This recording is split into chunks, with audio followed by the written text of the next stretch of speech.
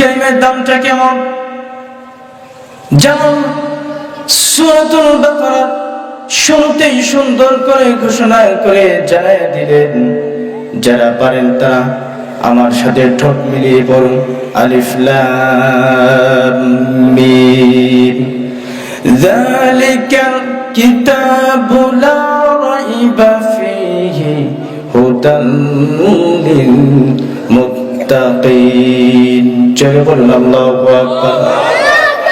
আমার বন্ধুগণ, এরকম করে আল্লাহ রাব্বুল আলামিন সূরা ইয়াসিনের শুরুতেও কোরআন সম্পর্কে ধারণা দিয়ে জানায়া দিলেন। আল্লাহ রাব্বুল আলামিন বললেন, যারা ইয়াসিন সূরা পড়ে তারা আমার সাথে ঠোঁট মিলিয়ে পড়ুন, ইয়াসিন ওয়াল কুরআনিল হাকীম ইন্নাকা লামিনাল মুরসালিনা আলা সিরাতিম মুস্তাকিম। জোরে বলুন আল্লাহু আকবার। এরকম করে আল্লাহ রাব্বুল আলামিন বহু সূরা শুরুতেই কোরআনে কারীম সম্পর্কে ধারণা দিয়ে জানায়া দিলেন।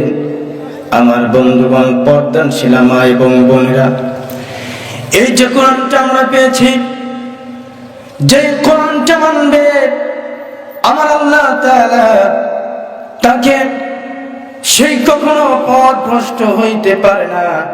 যে কোরআনটা মানতে পারবে না, আমার বন্ধুগণ বলেন তো, কোরআন মানলেওয়ালা সে হবে জান্নাতি, আর কোরআন যে মানতে পারবে না, আমার বন্ধুগণ সে কি জান্নাতি হবে নাকি জাহান্নামী? জোরে কম, একটু আসতে পারলাম, জাহান্নামী। আমার বন্ধুগণ, আল্লাহ রাব্বুল আলামিন বললেন এই সূরা আনফাল থেকে 2 এবং 3 নাম্বার আয়াতে কারিমা আমি তেলাওয়াত করেছি। আমার বন্ধুগণ, আল্লাহ রাব্বুল আলামিন, আমি মা বোনদেরকে নিয়েও কিছু কথা বলবো, যুবক ভাইদেরকে নিয়েও কিছু কথা বলবো, বেশি সময় লম্বা করব না। আল্লাহ রাব্বুল আলামিন এই যে সূরা আনফালে 2 এবং 3 নম্বরে 5টা গুণের কথা বলে দিয়েছেন। আল্লাহ রাব্বুল আলামিন যেই 5টা গুণের উপর যার মধ্যে থাকবে, আল্লাহ রাব্বুল আলামিন তার ঠিকানা করে দিবেন সোজা জান্নাতে। জোরে কোন সুবহানাল্লাহ, আর জোরে কোন সুবহানাল্লাহ। নাম্বার 1 হলো, প্রথম নাম্বার যেই গুণটা, আসুন গন্ধপুরের মুসলমান ভাইরা আমার, পর্দানশীল মা এবং বোনেরা, মিলিয়ে দেখেন তো এই 5টা গুণ আজকে আমার মধ্যে পাওয়া যায় কি পাওয়া যায় না? আমার মধ্যে আপনাদের মধ্যে মিলে কি মিলে না? আপনারা হাতে কলমে আজকে এই মসজিদে নোট করে নিয়ে যাবেন। নাম্বার 1 হলো, প্রথম নাম্বার যেই গুণটা থাকতে হলে, 5টার মধ্যে প্রথম নাম্বার যেই গুণটা থাকতে হলে আমার মধ্যে পেলে আমি প্রকৃত ঈমানদার হয়ে যাব।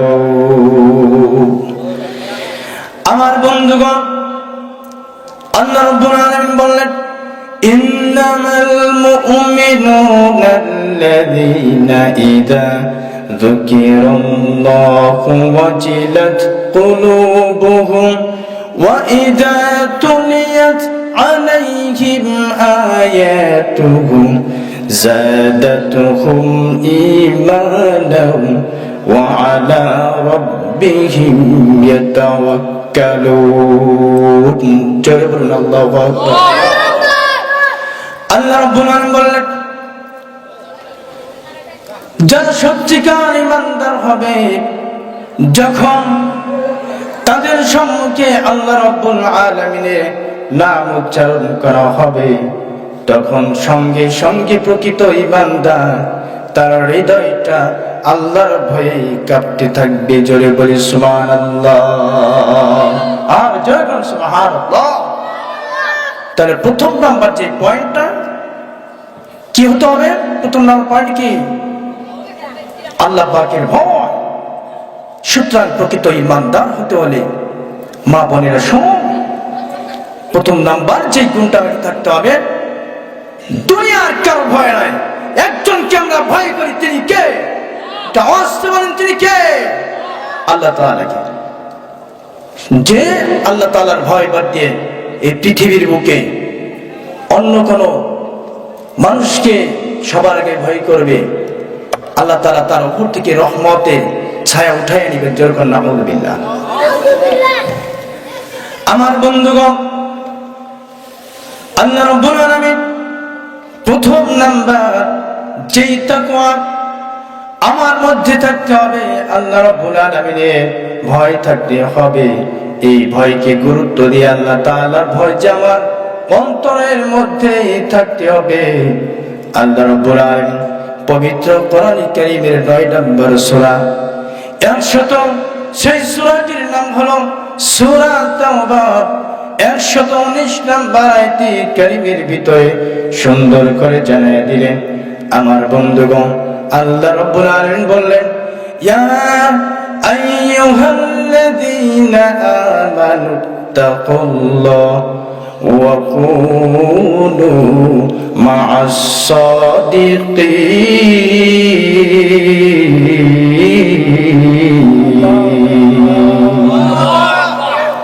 ইয়া তাকবীর হবে, একটু হাত জোরে আর তাকবীর দিতে হবে। ইনশাআল্লাহ একটু আল্লাহু আকবার বলবেন না?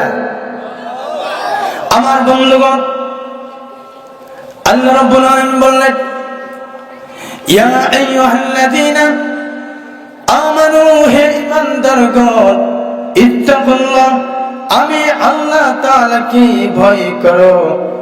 নাম্বার 2 হলো ওয়া কুনু মা'আস সাদিকিন, এবং তোমরা সত্যবাদীদের সাথে থাকো। জোরে বলুন সুবহানাল্লাহ।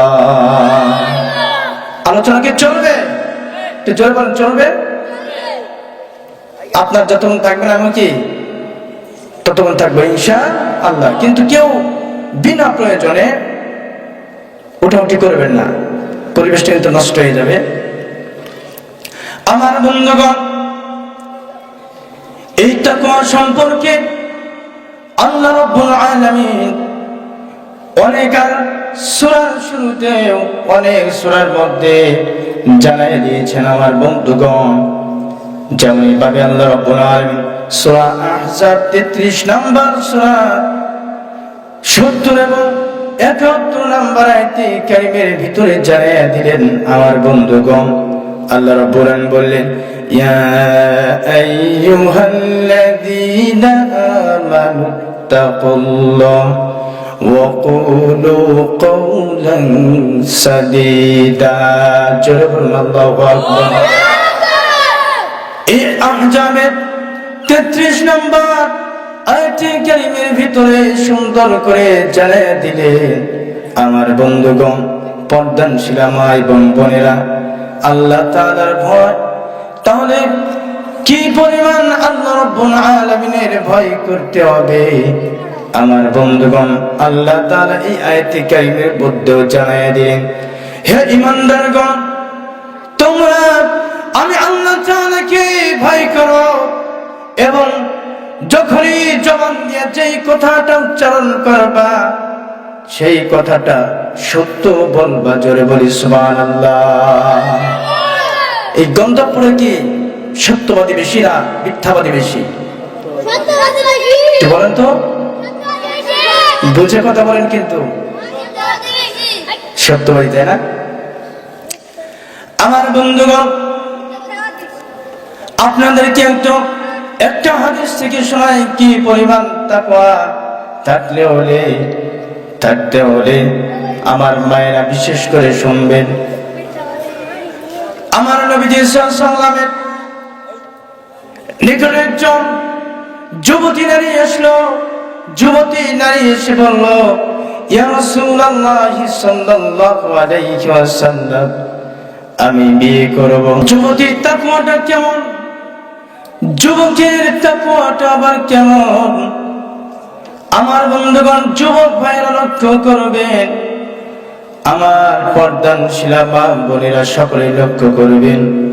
আমার নবী সাল্লাল্লাহু আলাইহি ওয়াসাল্লাম যুবতী নারীকে ডাক দিয়ে বললেন, ও নারী, তুমি বলো কোন তিনটা গুণ থাকতে হবে? যেই যুবক তোমাকে বিয়ে করবে তার মধ্যে কোন তিনটা শর্ত থাকতে হবে?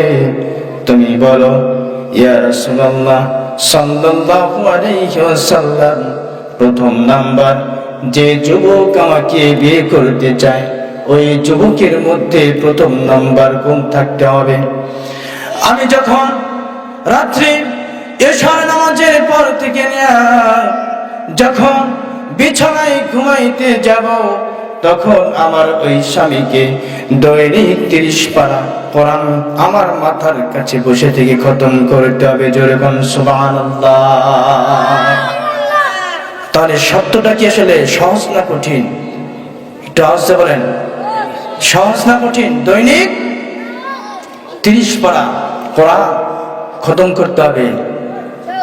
আমার যুবক ভাইরা যারা বিয়ে করেছেন আর ভাবিরাও তো মনে এসেছে নাকি, বলেন আসে না? ভাবিরা কিন্তু শুনতেছে আজকে যে আসুক আমার প্রিয়তম আজকে আসুক, আজকে দেখি কি করে, কি ওয়াজ আজকে নিয়ে আসে। আবার আমার ভাইরাও কি ভাবিদেরকে অনেক ভালোবাসেন, তারাও কি যে আজকে বাসায় যাই হুজুর ওয়াজ তো শুনতে বেশ কোরআন থেকে তো ভালোই লাগছে, তাইলে ওয়াজ থেকে শুনে নোট করে নিয়ে বাসায় আমি আমার বউকে আমি জাত করবো, এরকম আছে না নাই বলেন? আমার বন্ধুগণ, যুবতী নারী বলল যে এই যুবকের মধ্যে এই গুণটা থাকতে হবে। আমার নবী সাল্লাল্লাহু আলাইহি ওয়াসাল্লাম বললেন, বলো কি নারী, এটা তো অনেক কঠিন ব্যাপার।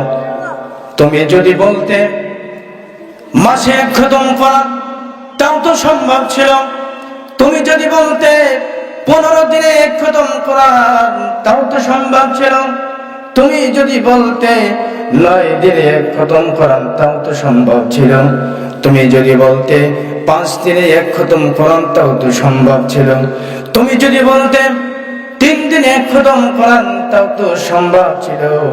ও নারী তুমি শোনো, এইভাবে যদি কোনো যুবতী যদি বিয়ে করে তাহলে ওই যুবতী তার স্বামীর প্রয়োজন নাই। আবার যদি কোনো যুবক এই শর্তগুলো যদি মেনে বিয়ে করে তাহলে আবার ওই তার কোনো বইয়ের প্রয়োজন নাই। যেরকম সুবহানাল্লাহ, আর একটু বলেন সুবহানাল্লাহ।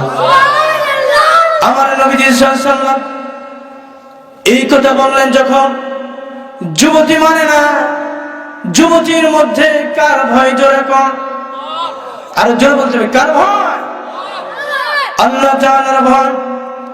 যুবতী বলল, না না ইয়া রাসূলুল্লাহ সাল্লাল্লাহু আলাইহি ওয়াসাল্লাম, আমি এমন একটা স্বামী চাই, এমন স্বামী যদি এই গুণ যদি তার মধ্যে না থাকে সেই যুবক আমার স্বামীর যোগ্য নয়। জোরে কোন আল্লাহু আকবার।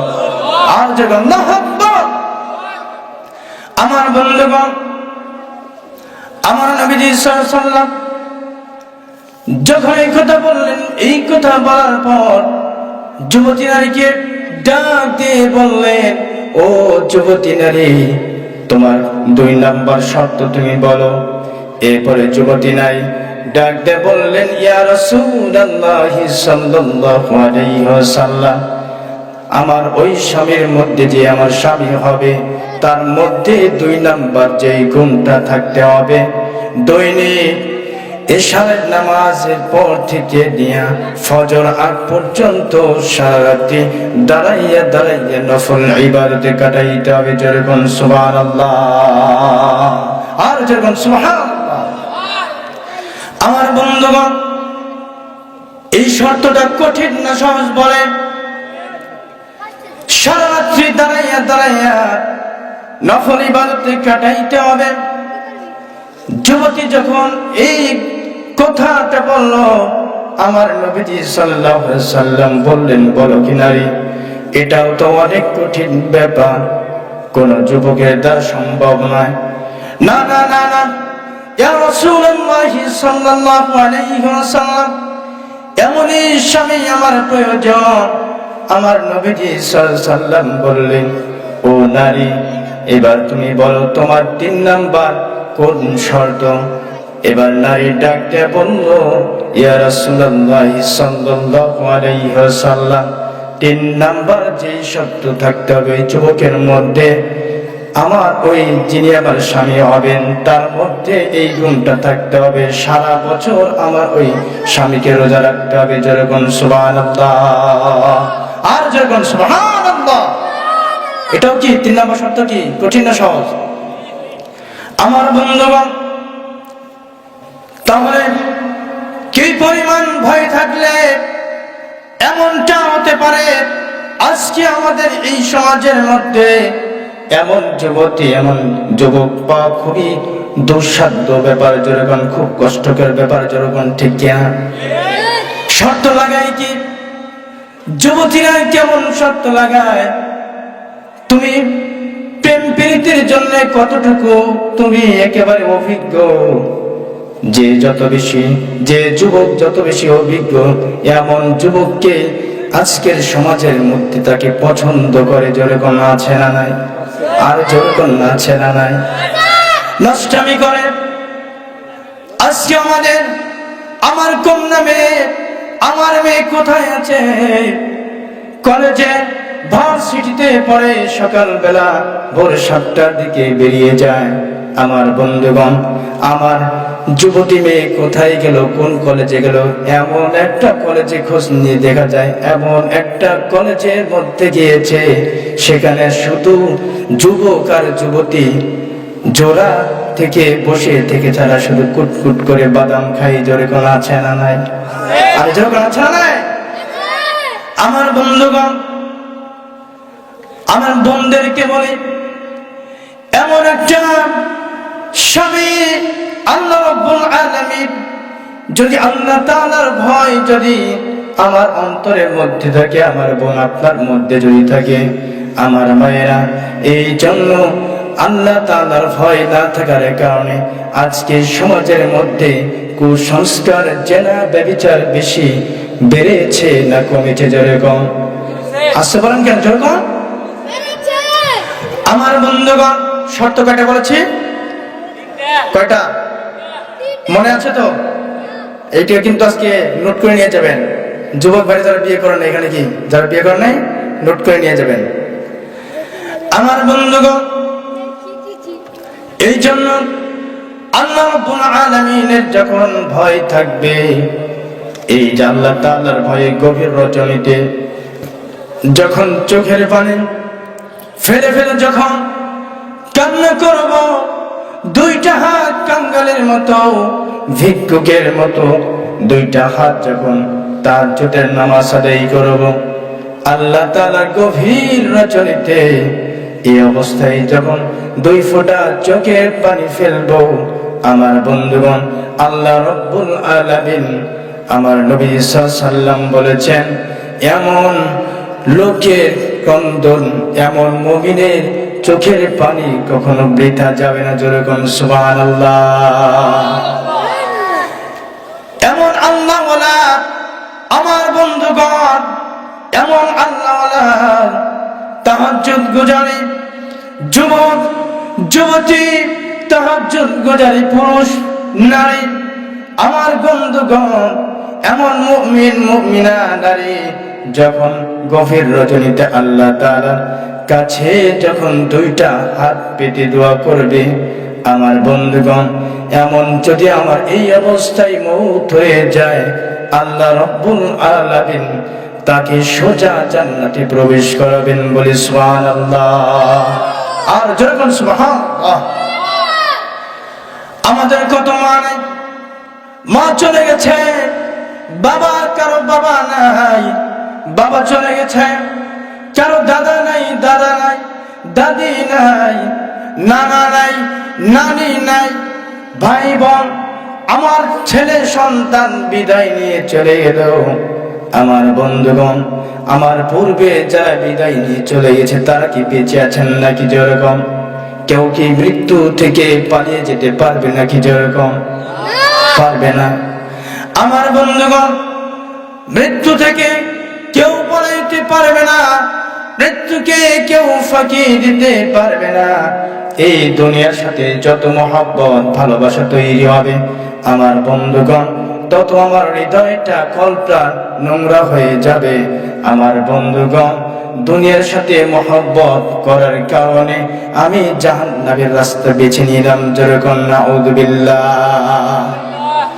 দুনিয়া তো তাদের জন্যই জান্নাত। আমার নবীজি সাল্লাল্লাহু আলাইহি ওয়াসাল্লাম বলেছেন, আদ-দুনিয়া সিজনুল মুমিনি ওয়া জান্নাতুল কাফির। দুনিয়া হলো যারা কাফের তাদের জন্য হলো জান্নাত, আর মুমিনদের জন্য হলো কয়েকখানা জেলখানা। যেরকম ঠিক কিনা? আমার বন্ধুগণ মৃত্যুকে আপনি ফাঁকি দিতে পারবেন না। কে বলেছে আমার বাবা আপন? কে বলেছে মা আপন? কে বলেছে বোন আপন? কে বলেছে ভাই আপন? কে বলেছে দাদা আপন? কে বলেছে দাদি আপন? কেউ আমার আপন না, কিন্তু দিন শেষে একজন আমার আপন, তিনি হলেন কে? তিনি কে? আল্লাহ। আমার বন্ধুগণ আমাদের যত আমি টাকা পয়সার মালিক হই না কেন, ধন সম্পদের মালিক হই না কেন, আমাকে যদি বলা হয় আমাকে অনেক অট্টালিকা আছে, আমি শিল্পপতি, আমি কোটিপতি, সে কি মৃত্যুবরণ করবে না? জোরে কম। যদি তার টাকা পয়সা থাকার কারণে এই বাংলাদেশ থেকে বিদায় নিয়ে চলে যায়, তাকে কি মৃত্যুকে গ্রাস করতে পারবে কি পারবে না? জোরে কম। গ্রাস করতে পারবে না। আল্লাহ রাব্বুল আলামিন 4 নম্বর সূরা নিসা 78 নম্বর আয়াতে কারিমের ভিতরে আল্লাহ রাব্বুল আলামিন জানায় দেন, আইনামা তাকুনু ইদরিকুমুল মাউতু ওয়ালাউ কুনতুম ফি বুরুজিম মুশাইয়াদা। জোরে কোন আল্লাহু আকবার। এই দুনিয়া থেকে যেখানে পালাও না কেন, মৌতকে কখনো ফাঁকি দেওয়া যাবে না। মৌত আমাকে ঘিরে ফেলবে। আমার বন্ধুগণ যদি আমার আমল সঠিকভাবে যদি না নিয়ে যেতে পারি, 60 বছরের জিন্দেগি আমার হয়ে গেছে, এই বছরে আমি কেমন কোন আমল করতে পারি নাই। আমার বন্ধুগণ এই যে সময়গুলো আমরা অপচয় করেছি, এই সময়ের হিসাব দিতে হবে কি হবে না? জোরে কম। হবে না? আমার বন্ধুগণ সময়ের হিসাব দিতে হবে। আমি যখন আমার মওত হয়ে যাবে, তখন আমাকে শুধু আমার সাথে যাবে, কোনো টাকা পয়সা যাবে না, কোনো ধন সম্পদ যাবে না। আমার বন্ধুগণ আমার মাথায় যদি সুতা পরানো থাকে, সুতাটাও কেটে রেখে শুধু কাফনের কাপড় দেয়া চকলেটের মতো মোড়াইয়া ওই অন্ধকার কবরে রেখে আসাবে। জোরে কোন ঠিক কিনা? কবর তো কারোর জন্য যে যেমন আমল করবে, কারো জন্য জান্নাতের টুকরা হয়ে যাবে, আবার কারো জন্য জাহান্নামের গর্ত হবে।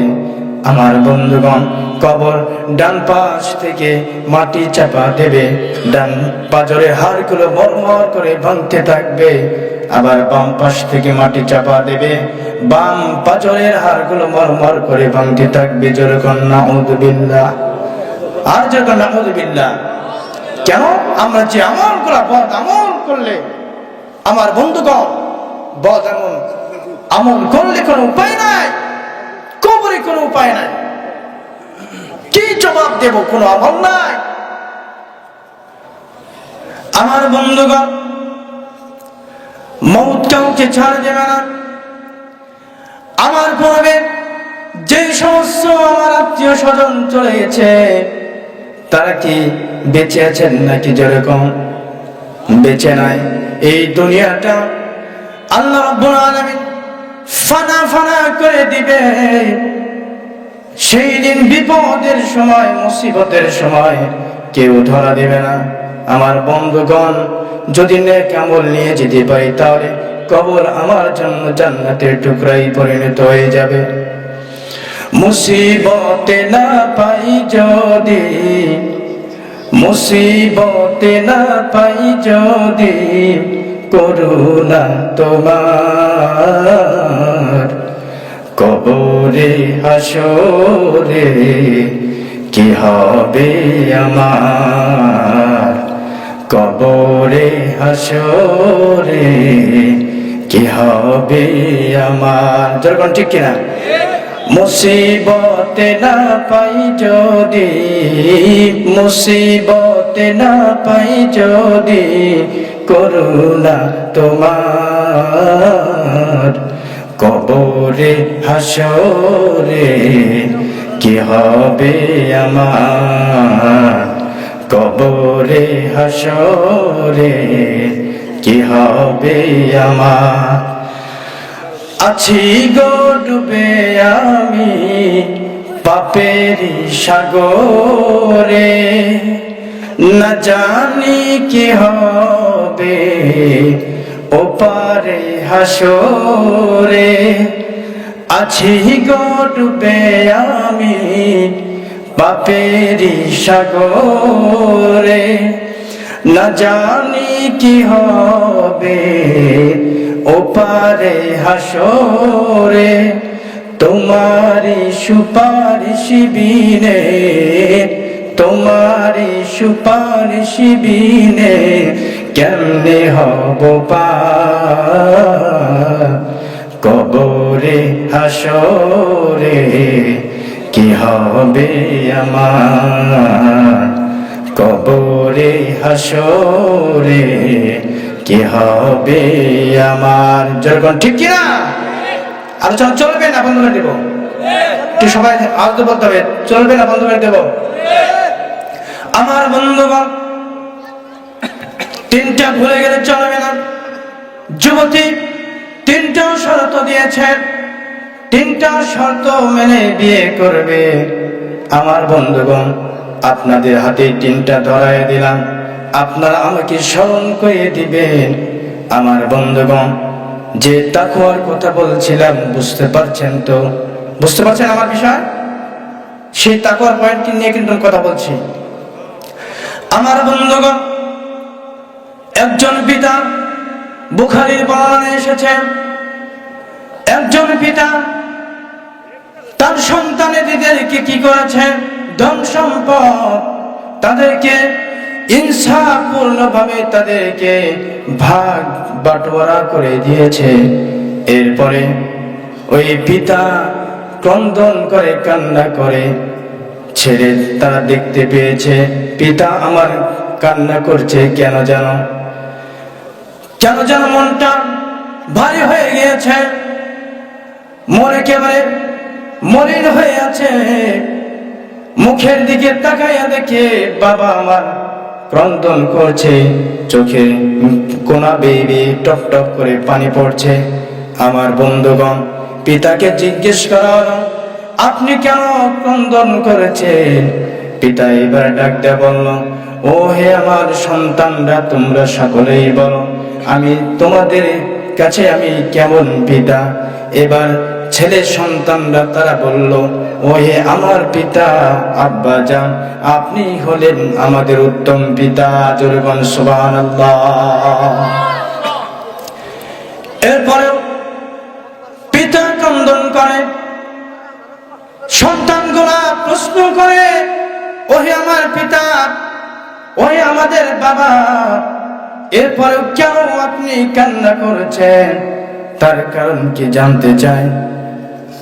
আমার বন্ধুগণ, এরপরে পিতা বলল, আমি তোমাদের কাছে উত্তম পিতা, কিন্তু একজনের কাছে আমি উত্তম হইতে পারি নাই, তিনি হলেন আমার আল্লাহ। যেরকম আল্লাহু আকবার। কেমনে আপনি আল্লাহ তাআলার কাছে আপনি উত্তম হইতে পারেন নাই?